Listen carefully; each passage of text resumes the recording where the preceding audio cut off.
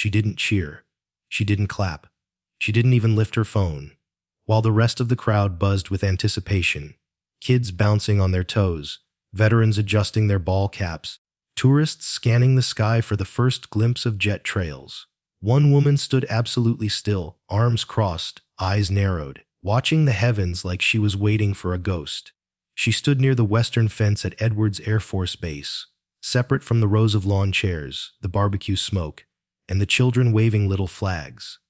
Her posture was relaxed, but deliberate, the kind of quiet that draws attention not by noise, but by precision. She didn't look like military. No insignia, no ID. Just dark jeans, tightly laced boots, and a navy blue jacket zipped halfway up. Her hair, silver blonde and pulled back into a clean bun, shimmered faintly in the dry California light. And yet something about her presence made people stop mid-sentence. From the reviewing platform, Major General Thomas Keating scanned the audience through dark aviators. He'd overseen dozens of these air shows. Nothing ever surprised him, until now. His aide was halfway through reading the schedule when Keating's gaze locked on her. He couldn't place her name. But something about that stillness, it scratched at the back of his mind like an unsolved code. A voice crackled over the loudspeakers. "Ladies and gentlemen, in 5 minutes, you'll witness the silent power of the B-2 Spirit stealth bomber, escorted by 4 F-22 Raptors flying in precision formation. Please direct your eyes to the southern sky." The crowd erupted in cheers. Phones shot up like missiles. Vendors stepped back from their hot dog carts. Even the 3-star dignitaries at the VIP section turned toward the tarmac. But the woman, she didn't move an inch. To the untrained eye, she looked like just another face in the crowd. But to those who knew the rhythm of the military, the way real soldiers carried tension in the shoulders, the way they tracked aircraft with their whole body, not just their eyes, she stood out like a flare in the night. A young airman near the bleachers nudged his buddy. "Hey," he whispered, "you see her? The lady by the fence." "Yeah. She hasn't moved since we got here. And she's not filming. At all. Probably just somebody's aunt, or a former engineer." "Maybe," the first one said. "But look at her eyes. That's not just a spectator." Then it happened. A low thunder rolled across the sky as the formation appeared, 4 gleaming F-22 Raptors flanking the black triangle of the B-2 Spirit, gliding like a phantom just above the desert air. The crowd gasped. Children screamed in delight. Veterans stood a little taller. But in the control tower, someone went pale. The B-2 was off, only slightly. A tilt, a hesitation, a subtle shift in its vector that took it out of perfect alignment with the rest of the formation. On paper, it could be dismissed as a flourish, a dramatic banking turn for the crowd. But for trained aviators, it was unmistakable the lead aircraft had just broken protocol. Spirit 1, confirm formation path. A controller called into comms, no reply. A second later, the pilot's voice came through, steady, deliberate. "Adjusting for modified ingress. Formation holding." Keating grabbed his earpiece. "Put me through to the flight leader," he barked. But the pilot had already spoken. Not over the radio. Not to the tower. To someone on the ground. Inside the B-2, the pilot's hands clenched around the controls. "She's down there," he said to his co-pilot. "At the fence line. I don't know how, but it's her." The co-pilot looked again. His voice lowered. "That's Commander Claire Redmond." Keating's heart sank. Claire Redmond, a name that hadn't crossed his desk in over a decade, reported KIA in a classified stealth training exercise over the Pacific. No remains recovered. Her file marked restricted, no retrieval, no funeral, no closure. Just a folded flag and a sealed record. And yet, here she was, standing by the fence, back straight, watching her former aircraft descend from the sky like a memory reawaken. And then the impossible happened. The B-2, still in motion, angled its nose directly toward her, just for a moment. A dip of the wing, a fraction of deference. Not toward the generals, not the cameras, not the crowds. Toward her. Every controller on base tensed. The pilot was violating flight protocol in full view of hundreds of civilians and at least a dozen active duty officers. But no one said a word. Because deep down, in the marrow of every veteran who had ever flown or followed orders, they knew this wasn't defiance. It was recognition. The plane corrected course, rejoined the Raptors, slid back into perfect formation like nothing had ever happened. The announcer called it a signature maneuver. The crowd roared. But on the ground, only 3 people understood what had just occurred. Claire Redmond blinked once, slowly, then smiled faintly, just for herself, and turned away, vanishing back into the crowd. Up above, the B-2 soared on. But now, it wasn't just flying a show. It was answering a presence that had returned after years in silence. And for those who knew, nothing would ever be the same again. General Thomas Keating stood frozen on the command deck, the roar of the crowd fading into background noise as the B-2 Spirit disappeared into the blue. His aide, Captain Rhodes, tapped an earpiece and spoke urgently into his mic. "Sir, we've initiated a passive scan of the west sector. That woman near the fence. She doesn't match any attendee list, and there's no active military profile on record." Keating turned his head slowly. "None at all." Rhodes hesitated, his voice tight. "We ran facial recognition against the last 15 years of personnel. Nothing current." Keating exhaled through his nose, his gut sinking. "Check the archives. Whiteman Air Force Base. Go deep." The name was already forming in his mind, half memory, half warning. It didn't take long. Rhodes looked up from his tablet, his face pale. "Sir, we found a match. A name buried in a restricted file. Black clearance, Tier 5. Last entry dated April 2010. Keating's stomach clenched. "Let me guess. Claire Redmond." "Yes, sir." "Commander Claire Redmond. Stealth pilot, status Guam. Training flight, no recovery, no remains, no memorial." The room went still. Even the chatter from the tower dropped to a hush. "Pull up the report," Keating ordered. The tablet glowed with an old scan, grainy, stamped with redacted lines and blocked text. But the photo was unmistakable. Same intense eyes. Same firm jawline. Same silence carved into every line of her face. "She was one of ours," he muttered. "No, sir," Rhodes corrected gently. "She was one of theirs. Black level program, no logbooks. No chain of command. Her missions didn't exist. Her death wasn't announced because officially she was never alive." Keating's gaze returned to the sky, where the formation had vanished just seconds ago. "Then explain to me, Captain, why the B-2 just saluted a ghost." Far below, the woman who had once been Claire Redmond moved through the crowd like a shadow. She didn't rush, didn't hide. She simply drifted, the way only someone trained to disappear could. Civilians looked through her. Uniformed personnel stepped aside without knowing why. She reached the edge of a closed maintenance structure and slipped past a row of equipment trailers. Her hand moved briefly beneath her jacket, brushing a hidden patch stitched inside the lining.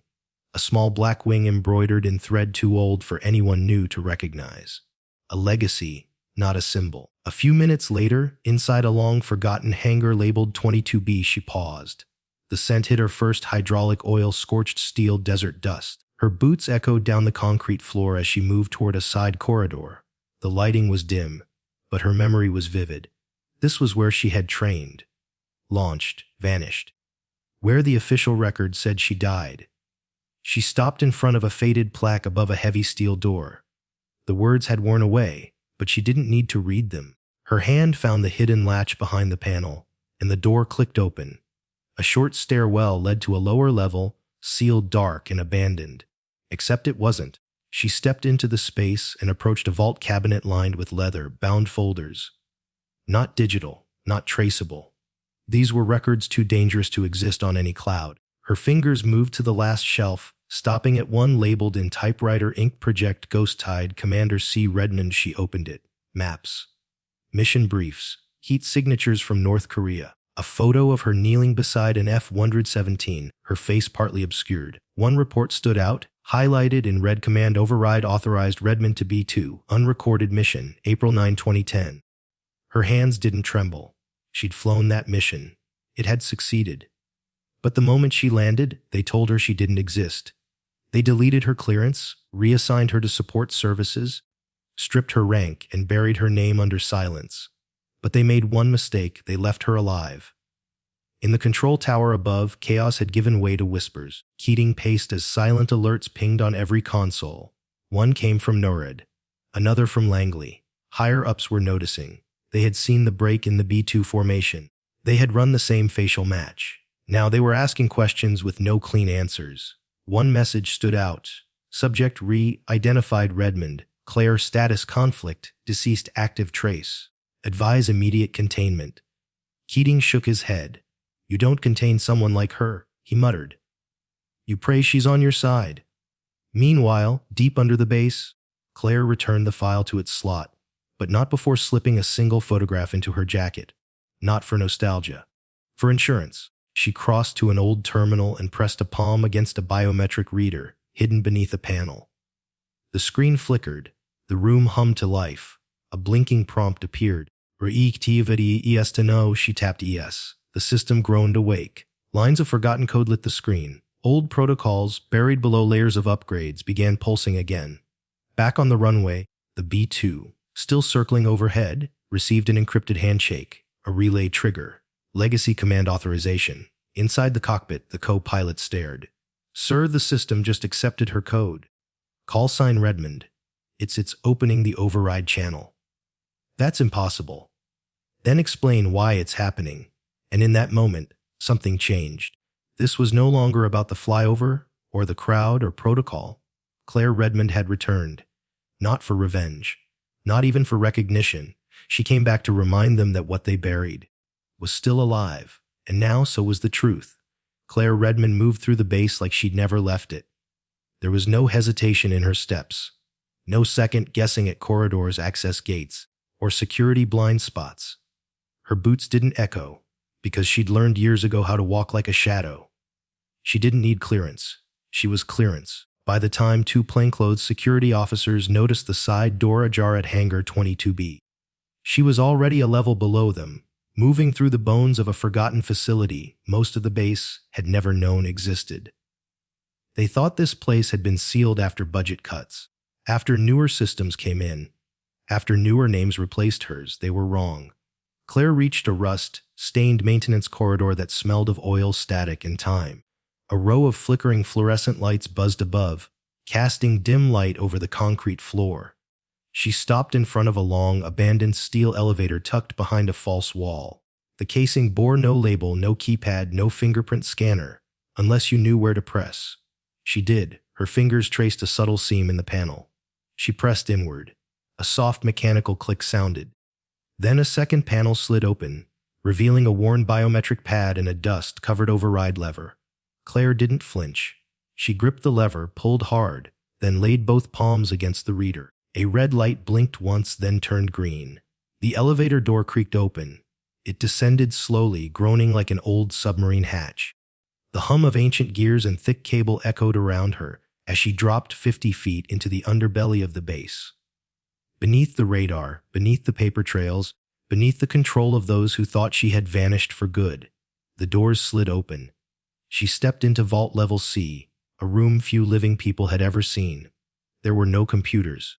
No modern terminals, just rows of leather-bound folders locked in pressure-sealed cabinets, paper records, typewritten logs, photos printed on darkroom film, a relic from a time when secrets weren't stored in clouds, but in silence. She moved with purpose to the shelf marked Black Tier, Retired Assets. Her hand scanned past redacted missions until she reached it. File Operation Phoenix Wing. Commander C. Redmond File. Directive Light Glass. Tier 1 override. She pulled both. Inside were names, coordinates, flight data, unmarked missions, a surveillance photo of her beside a decommissioned F-117, her face half obscured under a helmet, time-stamped from a mission that never made it to briefing rooms.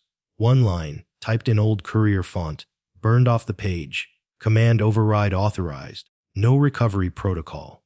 Asset status nullified. They hadn't just marked her KIA. They'd erased her no medal. No eulogy, no grave. But they'd made one mistake. They didn't destroy the records, and now she had them again. Claire tucked the photograph into her jacket, just one. Not for remembrance, for leverage. Insurance, if the people upstairs decided to play rough again. Then she crossed the vault to a rusted steel console, half buried beneath a canvas tarp. Most thought it had been decommissioned with the rest of the Cold War systems. But Claire knew better. She ripped the tarp aside. The power switch was still there, hidden under a loose metal flap. She flipped it. Nothing happened. Then, a low rumble. Somewhere behind the wall, a turbine kicked to life. Lights flickered across a panel marked Cascade Relay Tier 1 Legacy Access. An analog boot sequence blinked across the screen. Claire typed slowly, precisely a CCSERUCRDND PCX MUNG 110 CLERNC Ghost. The screen hesitated. Then it responded. Command accepted. Legacy relay restored. Begin transmission. Ivan. She tapped Y above ground in the command center. A comms officer let out a startled yelp as a forgotten frequency lit up the primary console. Sir? He called to General Keating, who turned sharply. We're receiving something. An old burst. Tier 1 channel, last used 15 years ago. Keating didn't speak. He didn't have to. Across the base, security screens blinked once. Then a grainy black and white image filled the monitors. Claire Redmond, younger, helmet off, briefing a room full of ghosted officers. Her voice echoed through control rooms, storage units, even a lunchroom still full of civilians. Mission Phoenix Wing. Target reached. No extraction. Going dark. Tell command I'm home when I'm home. Rhodes stared. That message isn't in our archives. Sir, this was never recorded in any official log. Exactly. Keating whispered. That was the point. Back below, Claire watched the playback end in static, then reached for a separate switch at the console's edge. A small metal tag hung beneath it, labeled Cascade Reloi Neni Double with one slow motion. She flipped it. Across the base, every dormant subsystem stirred. Outdated encryption lines lit up on old equipment. Hardwired legacy servers began syncing with long-forgotten archives. It bypassed cloud storage, firewall rules, even standard operating procedures. Because it had been built to live in the shadows. Just like her. In a secure hangar on the far edge of the base, a man in a dusty green flight suit looked down at his phone as it buzzed with an alert he hadn't seen in over a decade. A single phrase flashed across the cracked screen.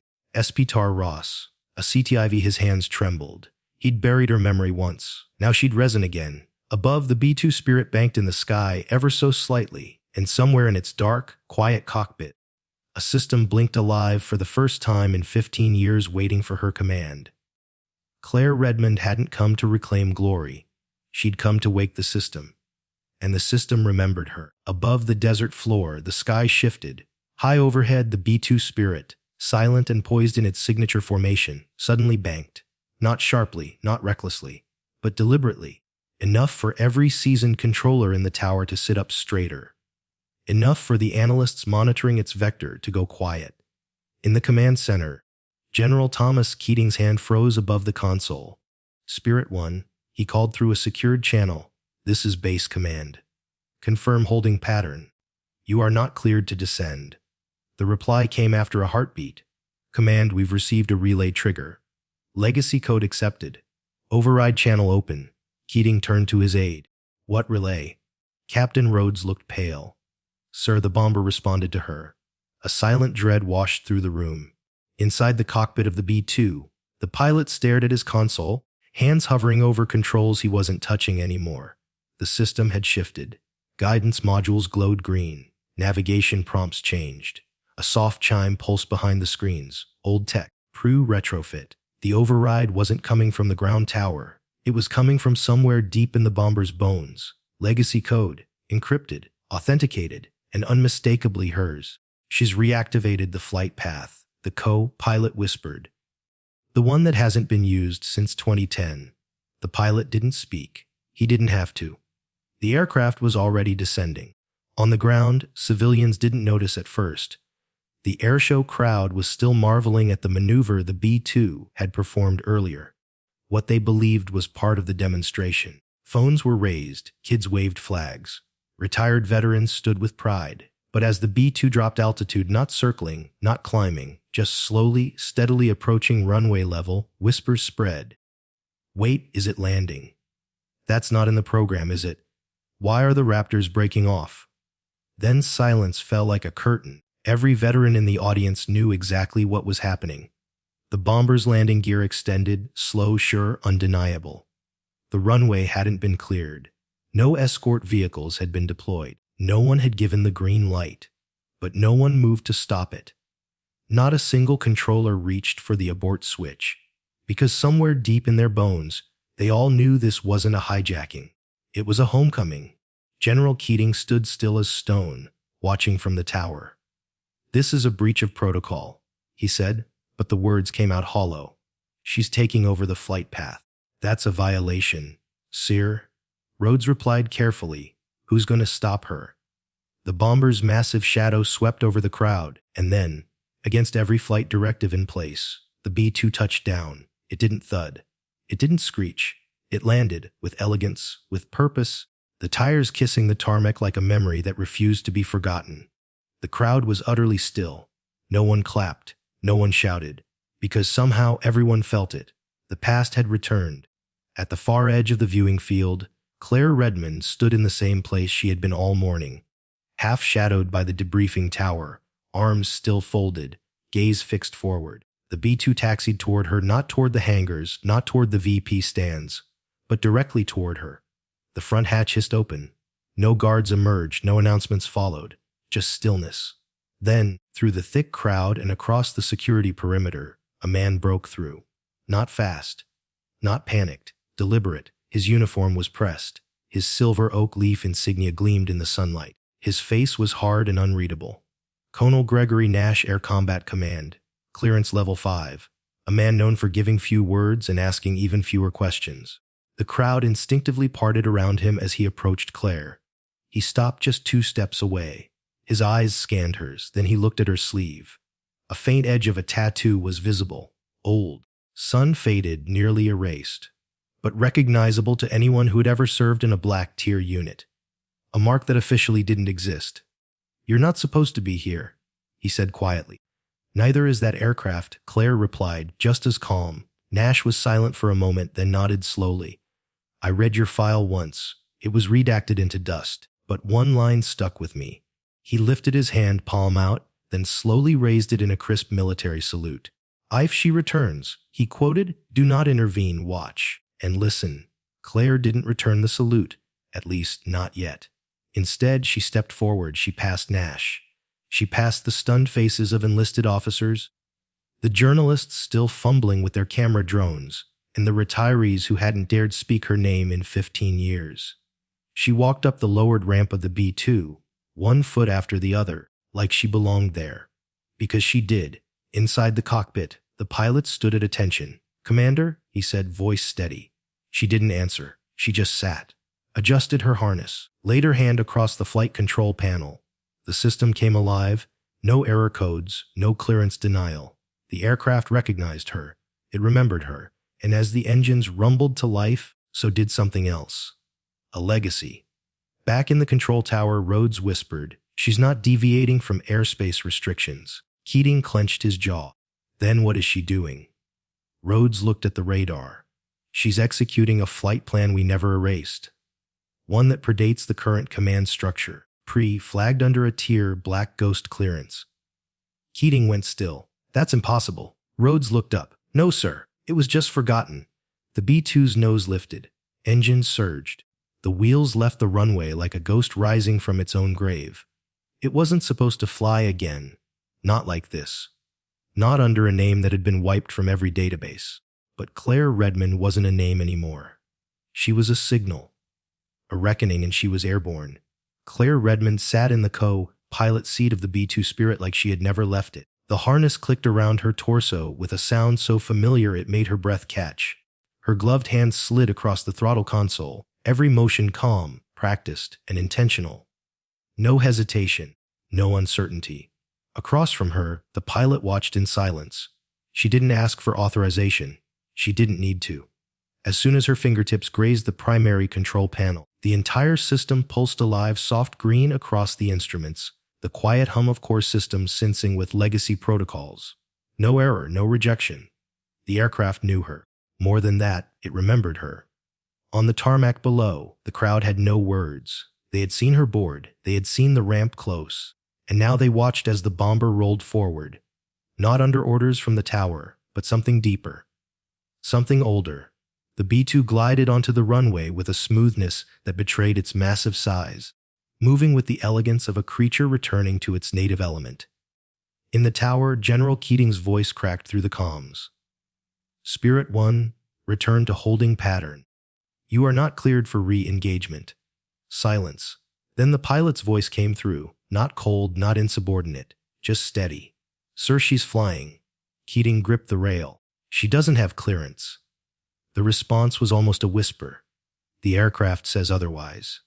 At that moment, across Edwards Air Force Base, something extraordinary happened. Screens flickered, first in the briefing rooms, then in maintenance bays, then in forgotten corners of the command center. Old displays. Inactive terminals. Even closed-circuit TVs in the staff lounge. One by one, they powered on. And there she was, Claire Redmond, years younger, her face framed by a flight helmet resting under one arm. Her eyes focused, her posture upright. A video long thought erased played in black and white. Mission report. Phoenix Wing. Ingress successful. Target verified. Going dark. Tell command I'm home when I'm home. The room in the recording was unfamiliar. Dim, windowless, filled with officers whose names had been scrubbed from every active register. Her voice carried no anger, no desperation, just certainty. Tech Sergeant Daniel Harris, stationed at the base's secure comms hub, turned to his supervisor. Sir, that message, it's authenticated. Tier 1 biometric signature. It's not an imposter. How old is this feed? The supervisor asked, stunned. Harris checked twice. 15 years. Hidden under a classification we don't even train for anymore. Back in the sky, the B-2 rose once more. But this was no routine departure. Claire's hands danced across the controls as if time had folded in on itself. The aircraft responded like a loyal companion, systems warming to her presence, old routines activating that hadn't seen sunlight in over a decade. She didn't hijack the B-2. She simply reminded it who its pilot really was. And the jet obeyed. The HOTIB blinked once, then displayed something no active duty aviator had seen in years. Root lock light glass reactivated authorization. C. Rudmo D. Veilide, her co-pilot, now just a witness, sat back in quiet awe. She's not flying with overrides, he said aloud. She's flying with Legacy Command. In the Pentagon, a red phone rang. Deep underground in a sub-level meeting room, 3 men sat in silence as the alert buzzed across their monitors. The name Claire Redmond appeared on encrypted feeds. Not guessed, not assumed, confirmed. She just reactivated Operation Light Glass. One of them said, voice gravel thick with disbelief. Impossible, another whispered. Unless, the third murmured, it was never deactivated. At Edwards, a different kind of storm was brewing. Colonel Gregory Nash stepped back from the fence line, his gaze locked on the sky as the B-2 banked into a turn sharper than its specs allowed, smooth, steady, intentional. Not part of a show, not following a script. Every rivet, every bolt of that bomber moved with reverence. It wasn't just flying, it was saluting, to her. In the viewing gallery, older veterans stood to attention. Some hadn't worn a uniform in 30 years. Others had served with Claire before her name vanished from rosters. But all of them knew the weight of what they were seeing. It wasn't just a return, it was a reckoning. Meanwhile, deep beneath the base, a cascade of data flowed through reawakened systems. Claire's voice echoed again through secure frequencies. To those who see this, know that silence was never surrender, and those who buried the truth will now answer to it. Then the feed cut. No signature, no trail, just a hush that spread like a wave across every corner of the base. Back in the cockpit, Claire adjusted the flight path manually. She was heading to coordinates no one had flown in 15 years. Coordinates tied to a mission that had once saved lives no one ever acknowledged. The B-2 didn't hesitate. It followed her lead with mechanical grace. Not because it had to, but because somewhere, deep in its hard-coded memory, Claire Redmond was still its commanding officer. And for the first time in a decade, it had come alive not with routine, but with purpose. The storm had passed, but the ground still trembled from its echo. 2 days had gone by since the B-2's spirit disappeared into the horizon, carrying with it a pilot long thought dead, and a truth long buried. No alerts were raised, no kill codes issued. It was as if the base, along with the entire chain of command, had agreed to hold its breath. No one dared speak the obvious. Claire Redmond was no longer missing. She had returned. In a secure conference room beneath the Pentagon, the air was thick with classified silence. General Thomas Keating stood at the head of a long, oak-paneled table. Before him lay a dusty folder, retrieved from a long, forgotten archive during the aftermath of Claire's flight. He opened it with care, revealing yellowed paperwork, flight logs, and a single sheet that had been tucked behind a divider for over 15 years. A commendation recommendation. Typed in Courier, dated April 2010. Signed, then redacted. For exceptional valor in a mission where no acknowledgement was possible. Recommend Medal of Honor, with citation withheld under Tier Black Security Protocol. It had never been submitted. Until now. Keating's voice, quiet but clear, read the words aloud. You weren't erased, he said when he reached the end. Just buried beneath men who couldn't match your courage. Claire didn't attend the reading. She hadn't shown up to any press conferences. She hadn't agreed to an interview. She didn't want a parade or a platform. Instead, she went back to work. Early the next morning, she clocked in at the hangar on the southern end of Edwards Air Force Base. The nameplate on her workbench simply read C. Redmond Systems Tech. She ran diagnostics on radar arrays. She recalibrated intake valves. She sat with a notepad full of calculations that only a handful of engineers understood. And she didn't speak of what had happened. Not once. But the base remembered. It remembered in the quiet glances passed between officers, in the way enlisted crew gave her just a little more space on the walkway, in the moments when veterans visiting the airfield would pause mid-sentence when they saw her pass, a flicker of recognition flickering in their eyes like a match catching flame. Even the bombers remembered. At the next air show, weeks later on another sunburnt California morning, the crowd gathered again in folding chairs and under fluttering flags. The announcer recited the same program, the same formations, the same fanfare. But this time, as the B-2 formation approached, something different happened. The lead bomber broke formation, just slightly. It dipped a wing, banked wide, and hovered a touch lower than standard protocol permitted. To the untrained eye, it was just flare. But those who knew, truly knew, understood. This wasn't improvisation, it was a salute to her. In the control tower, a junior controller turned to his supervisor. That wasn't part of the demo, was it? The older man shook his head slowly. That's Redmond's pattern. Used to call it Ghost Wing. Only one pilot ever flew it like that. Claire didn't acknowledge it. She was inside the maintenance tent at the time, torque wrench in hand, adjusting the internal avionics of a grounded fighter jet. But she paused, just for a breath, when she heard the low roll of the B-2 above. Her eyes flicked toward the ceiling, then returned to her work. No words. Just memory. Just meaning. Over the months that followed, the story of her return spread, not officially, but in the quiet ways that legends travel. Through hangar talk and base kitchens, through whispered chats between retired colonels and former stealth engineers, they all told the same story. That she didn't need her name on a building. She didn't want a statue. She just wanted truth to rise, even if it came on the wings of silence. Eventually, the medals came, not by courier, not in the mail, but by hand. A private ceremony, no cameras, no press, just folded flags, a low hum of jet engines in the distance, and a general who looked her in the eye when he placed the Medal of Honor in her palm. No speech was made. None was needed. Claire didn't put the medal on display. She tucked it into the bottom drawer of a metal filing cabinet, beneath flight gloves and an old patch with a symbol that no longer matched any official unit. And each morning at exactly 0500, she laced her boots, tied back her hair, and ran the perimeter of the base, just like she used to. She left flowers every Sunday at the memorial for unrecorded losses. No names, just dates etched into steel. Dates that only a few remembered. Missions that no one would ever speak of, except the sky. And sometimes when the hangars were quiet and the wind died down and a B-2 sat gleaming under the floodlights, Claire would walk past. Just briefly. Just once, and the lights on its fuselage would flicker, faint, almost imperceptible, like memory, like respect, like a legend refusing to fade. There was no press release when Claire Redmond passed, no televised salute, no scrolling banner across the news, no candlelit ceremony on the Capitol steps.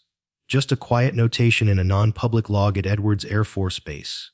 'Cause of death, natural causes. Location, her home. A modest one-story house tucked along the southern fence of the very installation she once haunted like a myth. She died the way she had lived, quietly, purposefully, alone. But silence can be louder than words, and sometimes legacy doesn't arrive in headlines. It arrives in the shadows, in gestures, in the unwavering gaze of those who still remember. That morning, no official announcement came from the Department of the Air Force. But every B-2 crew in the country knew. A single encrypted message, sent through an analog fallback channel, carried just 3 words: ghost tide closed. And that was enough. At dawn, the hangar doors slid open at Whiteman Air Force Base, and every operational B-2 Spirit began pre-flight without orders. Ground crews knew without being told. Engineers stood at attention. Nobody questioned protocol, they just worked. By midday, the skies above 4 states shimmered with movement, as 7 black bombers, silent, sleek, gliding like shadows, took to the air in perfect formation, and then one peeled away, just one. Not in error, not in malfunction, but in tribute. The maneuver was unmistakable, a wide bank, slower than standard, just a touch of tilt in the wings. A motion taught in no manual, explained in no debrief. It was called the Redmond Salute now, and every aviator who saw it stood still. There was no sound on the base that day. Even the tower crew whispered. Across dozens of locations, on walls, screens, or tucked inside the corners of flight briefings, her photo reappeared. The one from the vault. The one they'd erased. Helmet under arm, chin level, eyes full of purpose. Beneath it, no caption. There didn't need to be one. Cadets at the Air Force Academy in Colorado Springs began to ask about her. The instructors didn't offer much. Most of them had never met her, only heard stories passed down in bits and fragments. Stories that sounded more like campfire legends than real history. But one instructor, a retired colonel who had once seen her fly, spoke on a quiet afternoon in the hangar. She was never famous, he said, never gave a speech, never accepted a ribbon in public. But we owe her more than most people with stars on their shoulders. The cadets listened, not in awe, but in reverence. Claire never returned to the cockpit after that final flight. She didn't need to. Her presence remained in other ways. A page tucked quietly back into the official flight logs. A protocol rutherized under her name. A medal once withheld, now hanging without fanfare inside the commander's hall. No glass case, no spotlights, just oak. Just silence. She didn't need to be remembered with stone or bronze. She was remembered in the way people stood when the B-2 took off. In the way they saluted a shadow in the sky. Some said she had become a ghost, but they misunderstood. Ghosts are forgotten. Claire Redmond had become a guidepost, a quiet constant on the edges of the radar screen, a reminder that greatness doesn't always arrive in uniform or on stage. Sometimes it stands at the fence, arms crossed, watching the sky like it's decoding secrets the rest of the world is too busy to notice. Her home remained untouched for weeks after she passed. Neighbors said she still jogged the base perimeter every morning at 500 a.m., rain or shine. That she left fresh flowers on the last Sunday of every month at the Memorial for Unnamed Losses. That she always paused, just briefly, beside Hangar 22B, where her first classified mission had launched so many years before. Inside her house, the walls were bare. No awards. No newspaper clippings. Just a single photo on the fridge. Her in a dog-eared notebook covered in scribbled formulas. And on her kitchen table, a folded letter addressed to the ones who still remember. No one opened it. They didn't have to. At the next air show, the crowd gathered again, same as always. Kids with flags, veterans with caps, retirees lining the chain link fence. The announcer gave the rundown of aircraft in rotation. The B-2 was listed last. As it approached, the crowd grew silent. And then, halfway through its pass, the lead aircraft performed the maneuver again. A slow, wide bank. A tilt of the wing. And the crowd gasped, not in confusion, but in understanding. This wasn't a performance. It was a promise. A whispered vow between generations. That we don't forget anymore. Back in the tower, a young controller turned to his superior. "Sir, was that intentional?" The older man smiled faintly. No such thing as accidental respect. In the years that followed, they spoke her name in briefings. Not because protocol required it, but because memory demanded it. Cadets learned her maneuver. Pilots recited her override sequence during legacy simulations. And on days when the sky was especially quiet, someone, somewhere, would pause and look up, just in case. Because even now, long after she was gone, there were whispers in the wind. That the B-2 knew who its pilot truly was. That her voice still lingered in the fuselage. That the system never forgot her hand. Claire Redmond never chased fame. She never demanded justice. She simply waited for time to catch up. And when it did, she didn't step into the spotlight. She became its shadow. And the world, it followed. In a world that often rewards noise, it's easy to forget the quiet ones. The ones who don't chase the spotlight, who never ask for medals or applause, but show up every day with resolve, integrity, and a heart anchored in something greater than recognition. People like Claire Redmond, not just a pilot, but a presence, a protector in silence. Her story reminds us of a powerful truth: you don't need a stage to make history. You don't need a title to leave a legacy. Sometimes the most extraordinary acts of courage are the ones no one sees. Sometimes the greatest victories are buried until the day they rise again, not in noise, but in a single quiet gesture, a wing dipping mid-flight, a system remembering its true pilot, or a crowd falling silent, not out of shock, but out of respect. And maybe that's the lesson. That legacy isn't what we say about ourselves. It's what others whisper when we're no longer there to hear it. So whether you're a veteran who once served in the shadows, a mother who sacrificed without thanks, or someone who's simply done their best without ever being noticed, know this: your quiet matters, your truth matters, and your legacy may be waiting for just the right moment to rise. If Claire's story moved you, if it stirred a memory, a feeling, or a name you haven't spoken in years, share your thoughts in the comments below. Whose legacy lives silently in your heart? Who do you remember when the sky is quiet? And if you believe stories like this deserve to be seen, heard, and passed down, tap that subscribe button. Because here, we don't just tell stories, we honor them.